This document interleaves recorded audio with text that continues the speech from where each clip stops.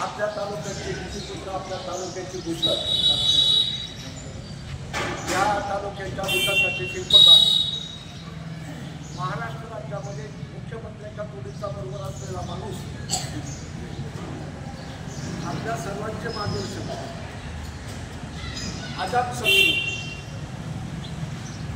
ज्यांनी त्याच्या आयुष्यामध्ये अतिशय विकासाचंच राजकारण केलं, कुठल्याही प्रकारचं देशाचं राजकारण केलं नाही, सगळ्यांना सोबत जाणारा विकास करून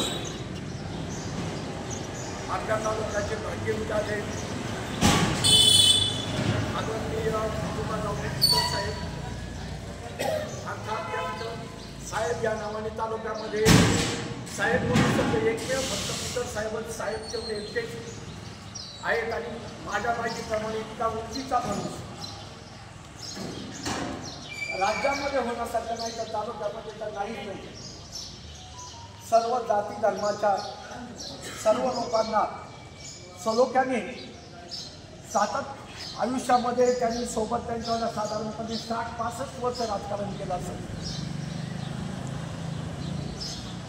ते आपल्याला काल 6:30 वाजता सोडून गेलेले, अनंतामध्ये त्यांचा प्राण विलीन झालेला आहे. तालुक्याला आपल्या सर्वांना अतिशय दुःखद ही घटना आहे. त्याचसोबत आपल्या गावचे भूमिपुत्र नाना भिकाजी कानवले, अतिशय तरुण उमदा माणूस, खूप स्वच्छंदी, कोणाबरोबर कधी कोणाचं भांडण नाही, सांगता नाही असा आजाद होतो, कुठल्या प्रकारे व्याधीनं ग्रस्त नव्हता. त्यांचंही अचानक हृदयविकाराच्या धक्क्याने निधन झालं. आपण सर्वजण या दोन्ही महापुरुषांना आदरांजली अर्पण करण्यासाठी इथं जमलेलो आहे. मी आपल्या सर्वांच्या वतीने आपल्या गावातील सर्व संस्थांच्या, ग्रामपंचायत असेल, प्राथमिक शाळा असेल, हायस्कूल असेल, पाणीपुरवठा संस्था असतील, या सर्वांच्या वतीनं साहेबांना आणि नाना मामांना भावपूर्ण श्रद्धांजली अर्पण करतो.